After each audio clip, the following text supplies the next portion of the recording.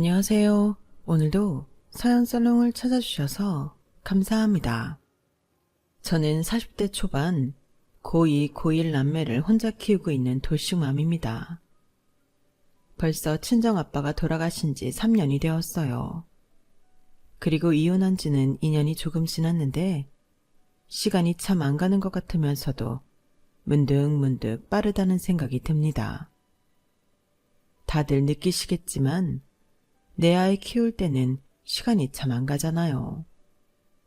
그러다가도 언제 이렇게 훌쩍 컸나 싶은 게 또 시간인데 벌써 큰애가 17살이라는 게 새삼 낯설게 느껴지기도 해요.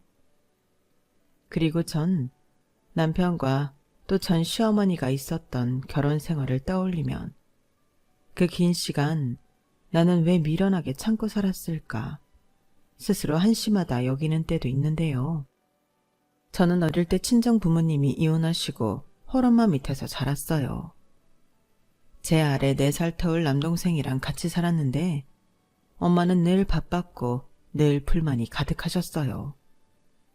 친정엄마가 이혼하면서 상처가 많으셨거든요. 그리고 미련하게 감당도 되지 않으면서 저랑 동생을 키우겠다고 친권까지 가지고 오셨는데요. 그러니 친정아빠는 홀가분하게 외국으로 나가 소식도 모르고 살았죠. 그러면서 저도 아빠에 대한 서운함이 짙어져 원망하게 되었는데 나중에 어른이 되어 생각해보니 엄마는 아빠가 늦게라도 용서를 빌고 돌아오길 바랬던 것 같아요. 그래서 힘들게 저희 남매를 붙들고 계셨는데 그런 아빠가 해외로 가버려 영영 돌아올 기미가 보이지 않자 늘 우울감과 조절이 힘든 분노에 사로잡혀 사셨어요. 그리고 그게 문제가 되었던 건지 제 나이 고2 때 엄마가 쓰러지셨는데요. 저는 평상시 그냥 엄마가 당신 성격에 속병을 키운다고 생각했는데 사실은 그게 큰 병이었더라고요. 엄마가 쓰러져 뒤늦게 간 병원에서는 손도 대지 못할 정도로 엄마 몸이 엉망이라고 했는데 어떻게 사람이 이 정도가 될 때까지 병원에 안 갈 수 있냐고 의사 선생님은 자신의 의사가 된 이후 이런 환자는 처음이라며 화를 낼 정도였어요. 그렇게 엄마는 온몸에 암세포가 퍼져 보름 만에 돌아가셨는데요. 그때 저도 동생도 충격이 컸어요. 그리고 저희 남매는 각자 저는 이모에게 동생은 삼촌에게로 가서 컸고 대학은 꿈도 꾸지 못해 일찍 취업해 독립해 살다가 전 남편을 만나 연애를 했어요. 물론 제가 연애할 여유가 있는 사람은 아니었는데 워낙 외로움도 잘 타고 마음 깊은 곳에 가족에 대한 원망과 그리움이 크다 보니 남편과 있는 시간이 마음 편하고 좋았죠. 그리고 전 남편은 사정이 딱한 저를 참 따뜻하게 품어준 사람이었는데요. 그렇기 때문에 저는 늘 전 남편과 붙어있고 싶었어요. 이 남자 옆에 있으면 안정감이 들고 나라는 사람도 사랑받는 여자라는 느낌이 들어 좋았는데 너무 붙어있던 게 문제였을까요? 아이가 먼저 저희를 찾아왔죠. 그렇게 저는 결혼하게 되었고 시어머니의 가진 구박을 견뎌야 했는데요. 시어머니는 제가 당신 아들 앞길을 막았다며 저를 향한 원망이 대단하셨어요.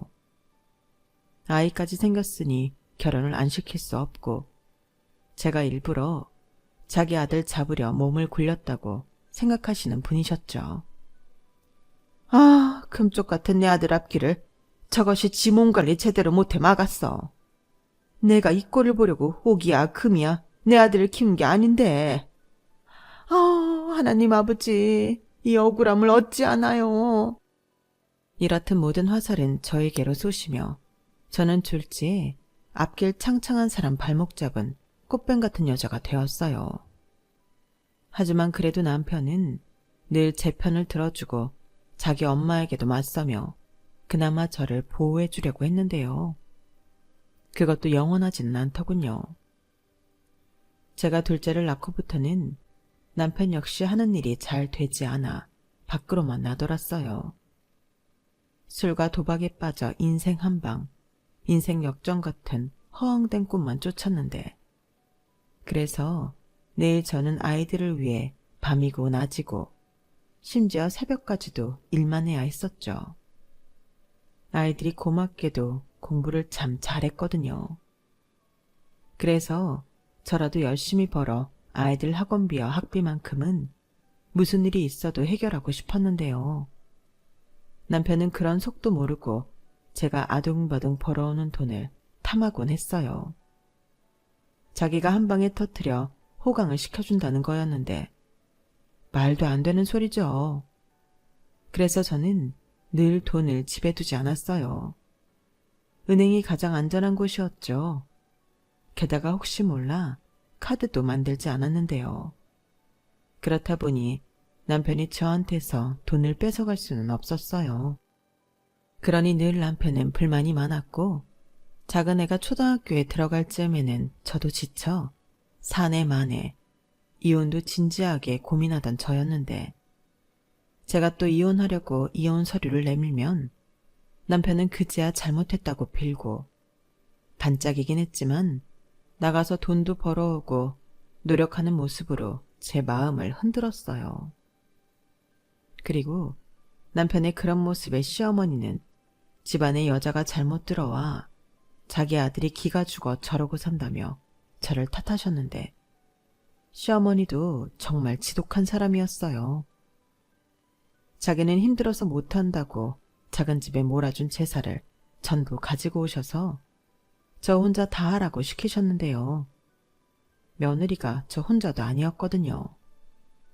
하지만 제 손이 형님은 시어머니와 앙숙인 관계로 시댁의 얼굴을 비추지 않았는데, 저도 결혼식 때 얼굴을 한번 보고는 이혼하는 그날까지 형님 얼굴은 본 적도 없을 정도예요. 그러니 형님과 시어머니 관계는 말할 것도 없었는데, 그렇게 앙숙이면서도 당신 아들이랑 살려면 돈이라도 보내야 한다고 꼬박꼬박 50만 원씩 뜯어내던 분이셨어요. 그 돈을 형님이 드리는 건지 아니면 아주버님이 드리는 건지 모르지만 그 돈은 매달 꼬박꼬박 입금이 되고 있는 것 같았어요. 그리고 50만 원 액수도 형님네가 아닌 시어머니 결정하신 건데, 큰아들이니 그 정도는 받아야 한다고 생각하셨답니다. 그리고 저희는 둘째니 매달 30만 원에 이렇게 제사나 명절 때 제가 와서 몸으로 떼우라고 하셨는데요. 그래서 아무런 눈치도 보지 않고 저에게 제사와 차례 준비를 떠넘기셨어요. 그리고 당신은 조상님 제사를 가져왔다는 명분으로 선산 지분을 모두 챙겨 당신 이름으로 돌리셨는데, 제주는 곰이 부리고 돈은 주인이 받는다고 시어머니는 손 하나 까딱하지 않고 당신 입속을 챙기셨죠. 이렇듯 저의 시어머니는 돈이라면 아주 환장하는 양반이었는데, 저한테 툭하면 이게 다 내가 니들 생각해서 제사 가지고 온 거야. 내 앞으로 해놓은 선사는 결국엔 우리 둘째 아들 거고, 너도 그 덕을 볼 텐데 세상에 공짜 있니? 그러니 힘들다 억울하다 생각 말고 정성으로 차려. 네 형님한테 안 뺏기려면 너도 성의를 보이란 말이야. 저는 저 말을 듣고 어이가 없었네요. 세상엔 공짜가 없다면서 시어머니 당신은 날로 드셨잖아요. 그리고 왜 자꾸만 형님과 저를 경쟁하는 사이로 만드는 건지. 원래도 싫은 사람이었지만 저는 시어머니의 검은 속을 보고 없던 정도 떨어졌어요. 그리고 그뿐만이 아니었죠. 형님과 사이가 안 좋기 때문에 아주 사소한 잔심부름도 미안한 기색 없이 저에게 시키셨는데요. 병원 예약부터 김장 같은 것도 온전히 제 몫이었어요. 당신 아들 발목 잡은 대가라고 하시면서요. 하지만 그것도 한두 번이지. 남편이 남편 같지도 않은데 그걸 다 하는 여자가 어디 있나요? 특히나 사내 만회할 때는 내가 왜 그걸 하냐고 시어머니에게 따지기도 했는데요. 그러면 시어머니는 또 자기 아들 인생을 망쳐놓고 제가 며느리 도리도 하지 않는다며 신세 한탄을 늘어놓으셨는데요. 솔직히 그런 건 무시하면 그만이었어요. 그렇게 몇 번 저에게 당한 시어머니는 이젠 약발이 먹히지 않는다는 것을 알고 그 특유의 갈라지는 목소리로 고래고래 소리를 지르셨는데, 며느리 짬밥이라는 것이 정말로 있는 건지 그것도 무섭지 않더군요. 특히 정말로 남편과 갈라서야겠다고 결심을 했을 때는 목소리도 듣고 싶지 않아 전화도 받지 않았는데요. 그러면 시아버님이 나서서 이 일을 해결하려 하셨어요. 사실 저는 식구들 중에 그나마 시아버님을 친정 아버지처럼 따라갔거든요. 말수도 별로 없고 무슨 생각을 하고 있는지 영 모르는 얼굴을 하고 계시지만, 제가 정말 죽겠다 싶으면 그때는 남편 대신 나서는 사람이 그나마 시아버님이셨어요. 그리고 시아버님은 자기가 미안하다고 사과하시며 아이들을 생각해서 저더러 참으라 하셨는데, 저에게 약점은 아무래도 아이들이었어요. 제가 이혼 가정에서 자라 불행했던 기억이 있기 때문에 제 아이들은 그러지 않길 바랬거든요. 게다가 저는 이혼하고 돌아갈 친정도 없고 남동생과도 거의 연을 끊고 산 거나 다름이 없었기 때문에 나중에 아이들에게 친척이라고 만나게 해줄 사람이 없었는데요. 그게 참 명절이고 연말연시고 사람을 특히 외롭고 비참하게 만든다는 걸 저는 알고 있었어요. 그러니 형편없는 시댁 식구들이라도 애들을 생각하면 나름 미련이 있었는데, 저한테는 빵점짜리 시어머니셨지만 그래도 손자 손녀에겐 그럭저럭 괜찮은 할머니셨거든요. 그렇게 울며 겨자 먹듯 또 제 스스로 합리화하며 여러 번의 이혼 고비를 넘겼고 거의 포기하며 10년 넘게 살았어요. 지금이야 또 제 사연을 듣는 제3자인 분들은 그걸 왜 참고 살아? 진작 이혼했어야지 라고 하실 게 분명할 텐데, 저는 미련하지만 다른 여자들도 다 그렇게 사는 줄 알았네요. 네, 제가 바보였죠. 아이들 때문이라고 말은 했지만 이혼을 하기가 무서웠던 것도 사실이었어요. 어쩐지 제가 저희 엄마의 길을 그대로 걷는 것 같았거든요. 저는 엄마처럼은 살고 싶지도 되고 싶지도 않았어요. 그리고 아이들이 전부 중학생이 되었을 즈음 남동생의 연락으로 저희 남매는 참 오랜만에 재회를 했죠. 남동생은 그동안 제가 참 걱정되고 보고 싶었다고 했는데, 다행히 동생은 잘 자라 회사도 좋은 데 다니고 나름 성공한 모습이었어요. 삼촌이 그래도 나 많이 챙겨줬어. 싫다고 하는데도 공부시키고 과외도 붙여주고 꿈도 없어서 배회했는데 좋아하는 것도 찾아주면서 진로 결정에도 도움을 많이 줬거든. 그래서 공부하고 대학 가고 군대 가고 또 취직하고 그러다 보니 시간이 이렇게나 흘렀네. 누나는 그동안 어떻게 지냈어? 다? 나도 뭐 잘 지냈어. 결혼도 했고 남편이랑 애들이랑 그럭저럭 잘 살거든. 다행이다. 나는 사실 누나 걱정 많이 했거든. 이모가 생활이 넉넉한 편은 아니었잖아. 그리고 삼촌한테서 누나가 독립해서 나갔다는 소식은 듣긴 했는데, 동생은 차마 뒤에 말을 하지 못하고 말끝을 흐렸어요. 아마도 제가 어렵게 살고 있을 거라고 생각했던 거겠죠. 그래서 나름 자기가 성공해서 저를 돕겠다는 마음으로 열심히 살았다고 했어요.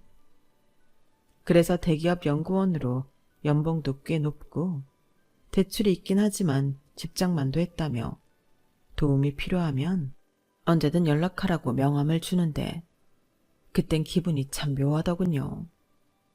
분명 기쁘기도 했는데 왠지 모를 창피함도 있었어요. 나도 동생처럼 잘 사는 모습을 보여줄 수 있으면 얼마나 좋았을까.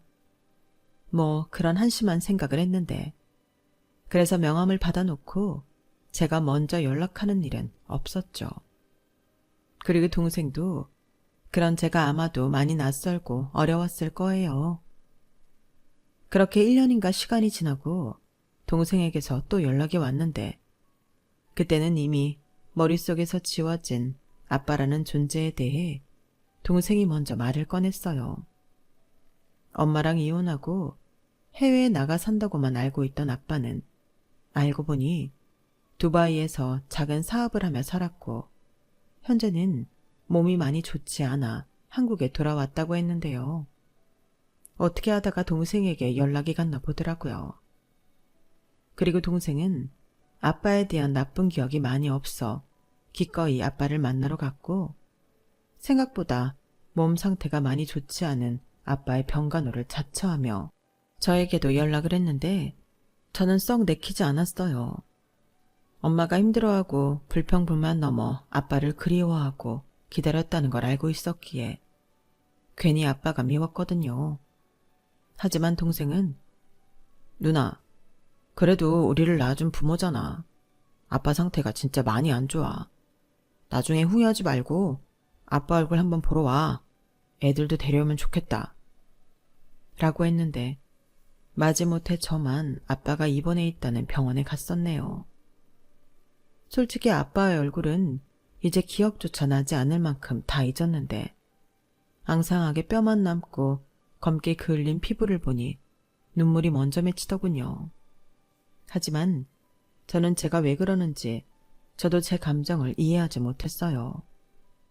하지만 아빠는 그런 저를 단번에 알아보시고 하염없이 이리 오라며 손짓하셨는데 발이 움직이지 않았어요.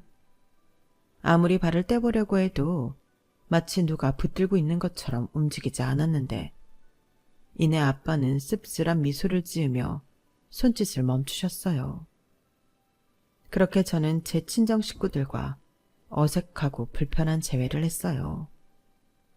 하지만 그래도 핏줄이라고 신경은 계속 쓰였는데 친정아빠도 나름 해외에서 고생도 많이 하고 저희 남매 걱정에 어떡하든 돈을 보내고 싶어 한국에 있는 가족들에게 돈을 송금하기도 했는데 그게 알고 보니 중간에서 저희에게 전달하겠다고 했던 친척들이 가로채고 저희한테 줬다고 거짓말을 했다더라고요.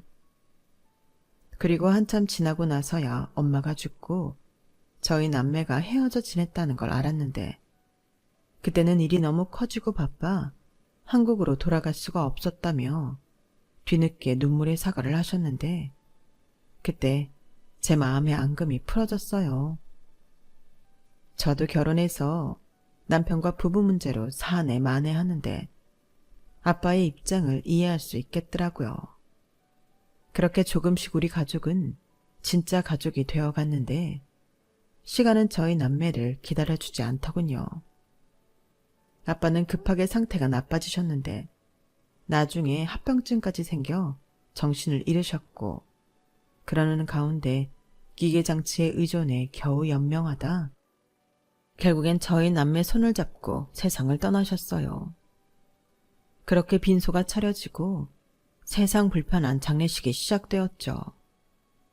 아주 오랫동안 보지 못했던 친가 쪽 친척들은 죄다 저희 남매를 힐끔거리고 좋지 못한 시선으로 봤는데 남동생이 그러더라고요. 아마도 아빠가 남긴 유산 때문에 그런 것 같다고요. 하기사 조카한테 갈 돈도 중간에서 가로채는 사람들인데 그들 입장에서는 갑자기 나타난 자식들이 좋게 보이진 않았겠죠. 그리고 그 빈소에는 무슨 바람이 불었는지 남편과 시어머니도 참석해 조문을 했는데 그래도 그땐 팔은 안으로 굽는다고 평소 원수 같은 인간들이지만 고맙더군요. 게다가 시어머니는 빈소에 사람이 너무 없다며 이틀 내내 발걸음을 하셨는데 그래도 시어머니라고 며느리를 다 챙겨주시네 하며 감사한 마음이 절로 들었어요. 하지만 저희 시어머니가 그런 훌륭한 인성을 가진 사람이 아니잖아요. 당연히 꿍꿍이가 있었는데 그건 역시나 돈이었어요. 첫날 조문하고 식사를 하는 중 친가 친척들이 하는 유산 이야기를 들었더라고요. 그리고 행여 제가 눈알합시고 장례 비용을 부담할까봐 그것까지도 코치하려 오지랖을 부리셨어요. 있잖니? 너 행여라도 네가 장례식 비용 낼 생각은 하지도 마라. 보아하니 네 동생 잘 사는 것 같은데. 원래 이런 건 장남이고 상주가 나서서 내는 거야. 너는 출가 외인이다? 부의금만 딱 챙겨서 입 닦아. 네? 어머니도 참. 그런 건 제가 동생이랑 알아서 할게요. 알아서 하긴 뭘 해. 어차피 니들 거의 남처럼 살았잖아. 자고로 돈 문제만큼은 핏줄이고 뭐고 없는 거야. 내 말 무슨 뜻인지 알지? 손님이라도 많으면 또 몰라. 이건 순전히 파리만 날리는데 저것들 전부 돈이란 말이지. 내가 오죽하면 여기 와서 삼시세끼를 다 먹겠니? 그거였어요? 저는 또 어머님이 손님이 너무 없다고 저 생각해서 그런 줄 알았는데요. 물론 그 마음이 제일로 크지. 너는 사람을 뭘로 보고 그러냐? 그리고 내가 참 궁금했는데 네 친정아버지 병원에서 돌아가셨지? 그럼 그 병원비는 어떻게 했어? 설마 너도 냈니? 어머니, 제발 그만 좀 하세요. 누가 냈든 어머니랑 상관없잖아요. 제가 무슨 시댁 재산 빼돌려서 저희 아빠 병원비랑 장례식 비용을 내나요? 아니면 그이가 벌어오는 돈으로 했을까 봐요. 벌어도 제가 더 벌고요. 이런 문제는 제가 알아서 해요. 시어머니는 제가 너무 짜증 섞인 말로 경멸하듯 말하니 주변 시선을 의식하고는 헛기침을 하며 주변 눈치를 봤어요. 그리고는 더 작은 목소리로 내가 너 걱정해서 하는 소리야. 미우나 고우나 너는 내 식구인데 나보다 못한 니네 친정 사람들한테 이용당하지 말라고! 라고 하셨는데 그냥 인간적으로 경멸스러워서 상대하지 않았어요. 뒤도 돌아보지 않고 저는 제 일만 하려 했는데 보기를 모르는 집요한 시어머니는 저를 졸졸 따라다니며 앵무새처럼 같은 말을 반복하셨고 저도 참다 그만 좀 하라고 큰 소리로 짜증을 냈는데 그걸 남동생이 다 보고 있었더라고요. 솔직히 그때는 쥐구멍이라도 있으면 숨고 싶었어요. 대단하게 잘해준 거 없는 누나지만 동생한테 그런 창피한 모습은 보이고 싶지 않았거든요.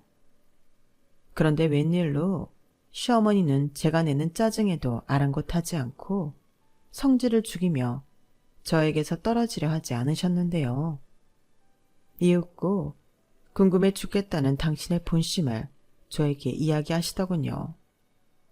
자기가 듣기로 저희 친정아빠가 두바이에서 사업을 했고 그걸 정리하면 좋게 20억은 된다고 했는데 시어머니는 제 동생 눈치를 살피며 또 이런 말을 하셨어요. 내가 다 들었다. 너 정신 똑바로 차려. 여기서 유산 뺏기면 네가 등신이다. 네? 그건 또 무슨 말이에요? 네 아버지 두바이에서 사업했다며.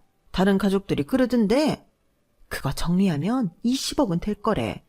그럼 그 돈을 누가 챙기겠니? 자식들이 너랑 네 동생일 거잖아. 어머니, 그거 아니에요. 20억은 무슨. 얘가? 내가 이미 다 들었다니까. 뭐야, 너 혹시 내가 돈 달라고 할까봐 그러냐? 우선 그건 나중에 따지고 네 동생더러 유산 포기하라고 해. 너는 힘들게 살았지만 네 동생은 호의호식하고 살았잖아. 그럼 이제라도 네가 받아야지. 최대한 좋게 얘기해봐. 사는 게 좀 힘들다고. 애들도 좀 팔고 그래. 그래. 나랑 네 시아버지도 큰 병 걸려서 병원비가 장난 아니라고. 좀 물고 연기를 해보란 말이야. 저는 시어머니의 돈 없는 상상의 나래에 입이 떡 하고 벌어졌어요. 사실대로 말하자면 저희 아빠한테 그런 유산은 없었거든요. 20억은커녕 2억도 없었는데 이것저것 정리하면 한 5천 정도는 나을 것 같았어요. 하지만 저는 그것도 누구처럼 욕심낼 생각이 전혀 없었는데 병원비고 이것저것 모든 비용을 동생이 다 냈는데 그것만 홀랑 탐하면 제가 인간이 아닌 거죠. 그런데 시어머니는 저희 친정아빠에게 20억의 유산이 있는 줄 알고 혼자 들떠서 남편한테도 그 이야기를 했고 남편이 뒤늦게 빈소에 도착했는데요. 가만 보니 입꼬리가 아주 찢어지게 올라가 있더군요. 20억 만질 생각에 아주 좋아 죽는 거였어요. 그래서 저는 어디 가서 실수할까 겁이 나 아니라고, 사업 다 망하고 아픔으로 귀국한 거라고 몇 번이고 설득을 했는데 그들은 제 말을 믿지 않았어요.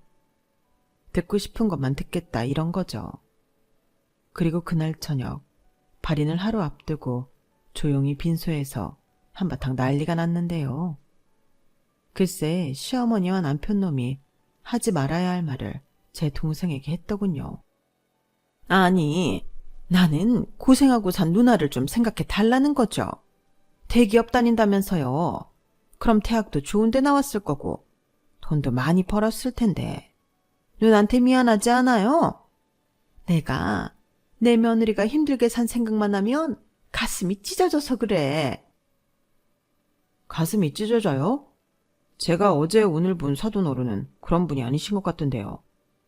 무슨 얘기를 잘못 들으셨나 본데 유산을 포기하기 이전에 저희 아버지한테 그런 돈은 없습니다. 어허, 처남. 우리가 다 들었어. 이제 와서 딴 말해도 소용없다니까. 사실은 내가 좀 힘들어.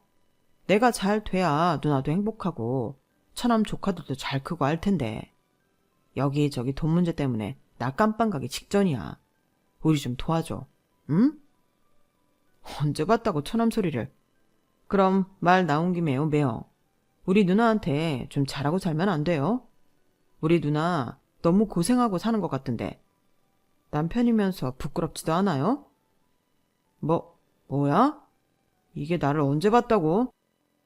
진정해라. 그러다 20억 날아간다. 그러지 말고 사돈총각, 우리 입장 좀 잘 생각해줘. 막말로 그 돈 없어도 사돈총각은 잘 살 수 있잖아. 우리 아들 말 생각하지 말고 누나만 생각해. 네, 사돈어른 말처럼 지금 보니 저희 누나만 생각해야겠네요. 여태 저희 누나한테 어떻게 하셨는지 안 봐도 알겠어요. 저 유산 포기 안 하고요. 누나도 포기 안 할래요. 당장 이혼하라고 할 겁니다. 뭐야? 야, 너 지금 나랑 해보자는 거야? 새파랗게 어린 게 너는 위아래도 모르냐? 어머님이 흥분하니 덩달아 흥분한 남편놈은 남동생과 조용한 빈소에서 주먹 다짐을 했어요. 그리고 그 소란스러움에 빈소에 딸린 방에서 아이들과 쪽잠을 자고 있던 저는 놀라서 뛰쳐나왔고 음식을 나르던 쟁반을 들고 가 남편 머리통을 날려버렸는데요. 그 모습에 시어머니가 화들짝 놀랐어요.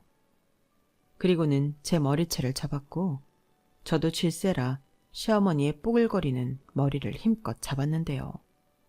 그땐 제 동생이 나서서 시어머니 손에서 저를 빼내주었죠. 그러고는 원수를 보듯 저랑 남동생 그리고 시어머니와 남편이 대치했어요. 그러는 와중에 저는 왜 이런 사달이 났는지 듣게 되었고 너무 어이가 없어 그 자리에서 이렇게 말했는데요. 헛수고 그만하고요. 저희 아빠 유산은 그게 얼마가 되었든 전부 동생 거예요. 동생이 준다고 해도 저는 받지 않을 겁니다. 저도 염치가 있어요. 누굴 자기들이랑 같은 급인 줄 알아요? 그러니 김치국 그만 마시고 당장 돌아가요. 그리고 당신 딱 기다려. 이젠 진짜 이혼하자. 미쳤냐? 내가 20억을 두고 너랑 곱게 이혼하게? 나랑 이혼하고 싶어? 그럼 그중에 10억 나한테 줘. 고아 같은 너랑 내가 산 세월이 얼마냐? 그 정도 보상은 있어야지. 보상 같은 소리 하네. 보상은 내가 받아야지. 네가 나한테 해준 게 뭐가 있니? 그래도 인간 하나 보고 한 결혼이었는데 그것도 오래 못 갔잖아. 됐고 소송할 테니 준비해. 10억? 나도 구경이나 해봤으면 좋겠다. 저는 정말 이젠 끝이다 하는 마음으로 내질렀어요. 그러자 그 인간이 제가 돈이랑 남동생 믿고 설친다며 급기야 제 앞에서 손을 올렸고 그걸 본 남동생이 눈이 돌아 남편을 제압했는데 남편은 힘도 제대로 쓰지 못하고 쭈구리가 되더군요. 사실 저희 남편은 삐쩍 말라서 힘이라고는 없는 인간이었거든요. 그래도 연애하고 신혼 때까지만 해도 살이 좀 있는데 키도 작은데 살까지 빠지니 인간이 참 없어 보였어요. 그에 반면 제 동생은 키도 183에 딱 봐도 관리하는 몸이었는데요. 이건 뭐 처음부터 게임이 되지 않았죠. 그러자 이번엔 시어머니가 제가 휘둘렀던 쟁반으로 제 동생 등짝을 내리치셨는데 그땐 저도 가만히 있지 않고 시어머니를 밀쳤어요. 그러자 시어머니가 아이고 며느리가 시애미를 잡네. 밖에 사람 없나요? 이 콩가루 집안 남매가 사람을 잡아요. 라며 소리를 지르셨는데 그때 큰아들이 이렇게 말했어요. 할머니 소용없어요.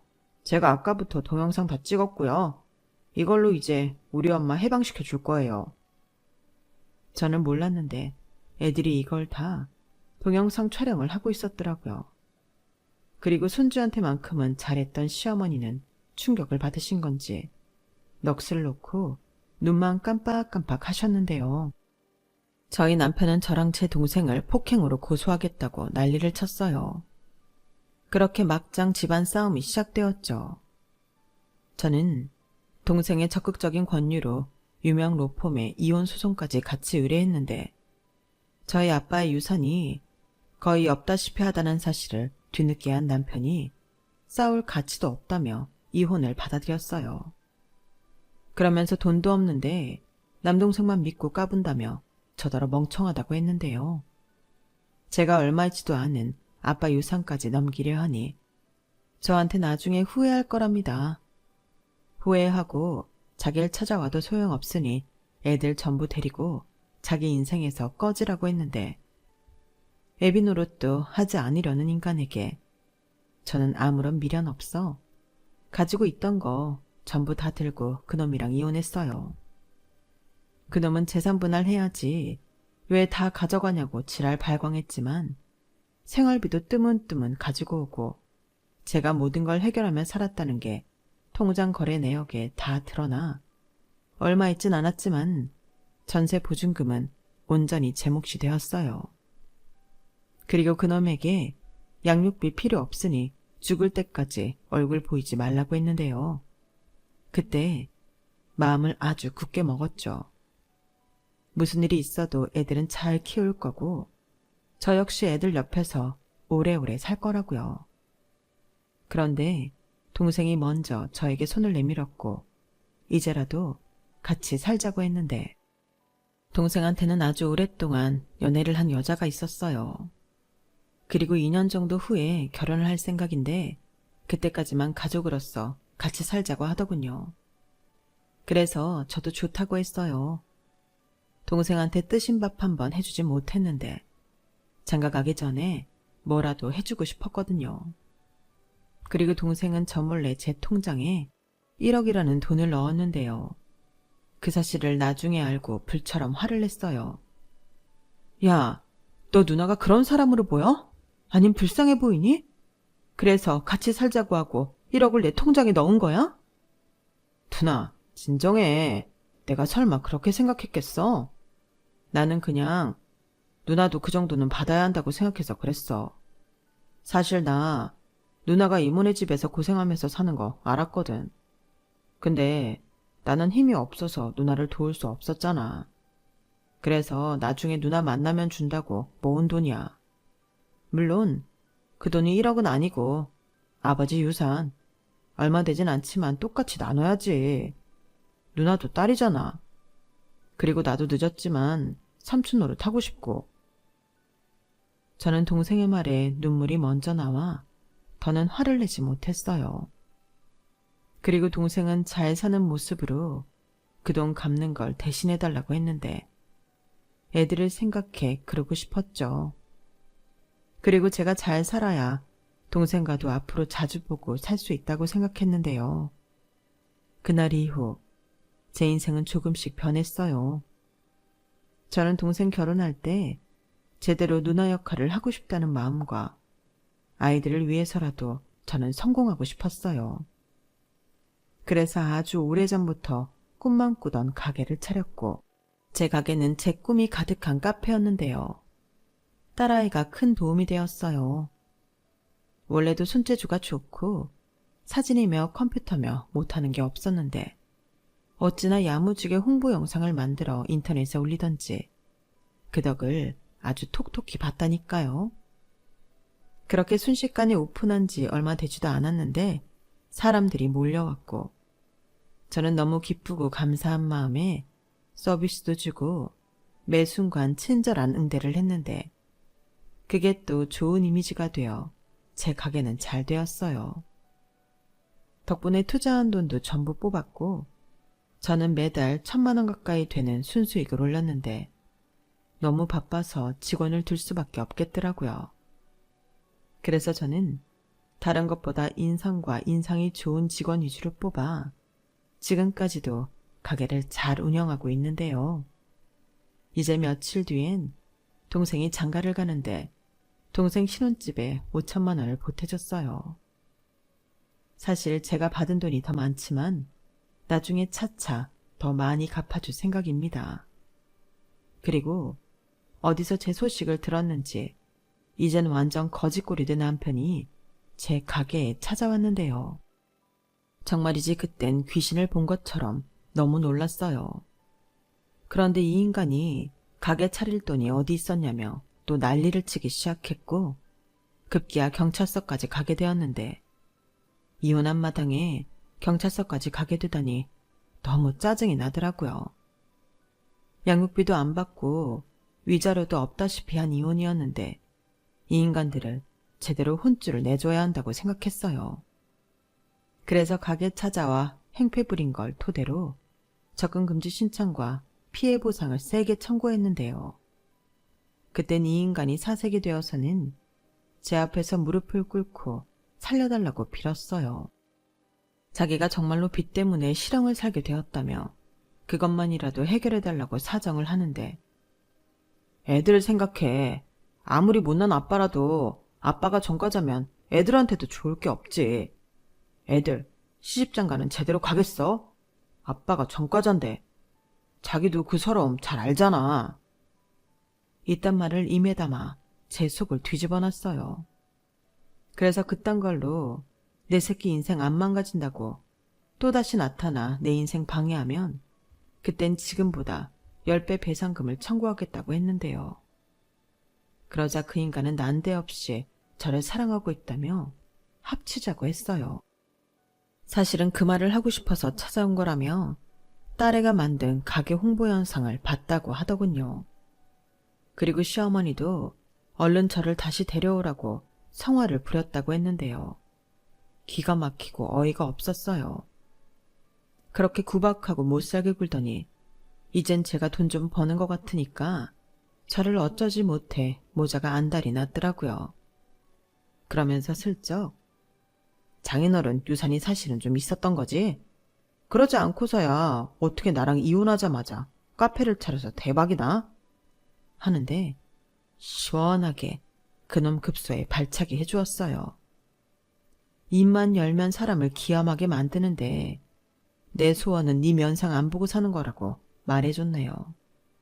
그리고 오늘 일 역시 동생한테 꼭 얘기할 테니 기다리라고 했는데요.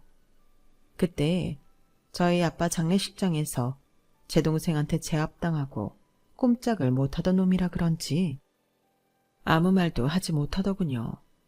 그러고는 고아나 다름없던 게 잘난 남동생 생겼다고 제가 깝친다고 했는데 그 말이 맞다고 했어요. 잘난 동생이 이젠 내 뒤에 떡하고 버티고 있는데 제가 뭐가 무섭겠냐고요. 그러니 이제 옛날에 저는 잊어버리고 구질구질한 네 인생이나 살라고 했는데요. 그 다음날 어디 시골 할머니 얼굴을 한 시어머니가 저를 찾아왔어요. 그리고는 펑펑 울며 자기도 이혼당하게 생겼다고 저더러 도와달라고 했는데 이놈의 모자지간은 왜 이렇게 저를 못살게 구는 건지 화딱지가 나더라고요. 그래서 더 들을 것도 없어서 바로 경찰 불러 쫓아내버렸습니다. 아들이 와서 한바탕 하고 갔는데 얼마나 멍청하면 바로 엄마가 찾아와 또 난리를 치냐고요. 그리고 이젠 이혼한 남인 저에게 뭘 도와달라고 하는 건지. 저는 전 시어머니 역시 접근 금지 신청했어요. 그러자 모자지간은 더는 저와 아이들에게 접근하지 못했는데 그제야 다시 평화가 찾아왔죠. 이제 아이들 모두 고등학생이라 엄청 중요한 시기인데 이런 일로 마음을 들썩이게 하고 싶지 않았거든요. 그리고 동생에게도 이젠 누나도 이런 일은 혼자 잘 처리하고 잘 산다는 모습을 보여주게 되었는데 그제야 동생이 안심이 된다고 했어요.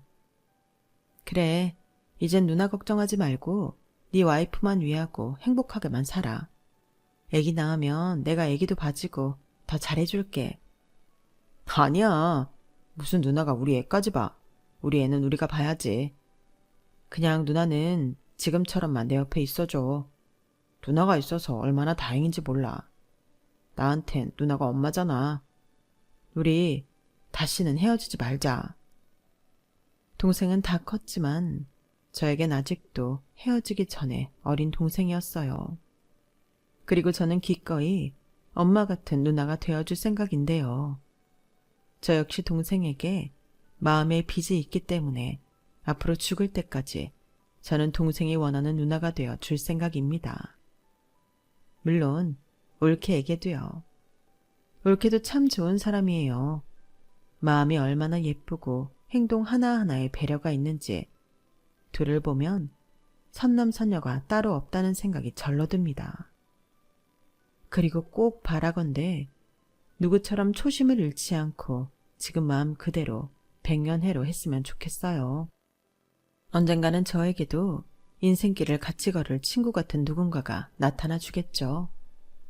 물론 지금 당장은 엄두도 나지 않고 남자한테 질려 어느 누구도 받아줄 생각이 없지만 아이들 다 크고 저 혼자 남았을 땐 그냥 쓸데없는 농담이나 주고 작은 일도 같이 웃을 수 있는 누군가는 만나고 싶거든요.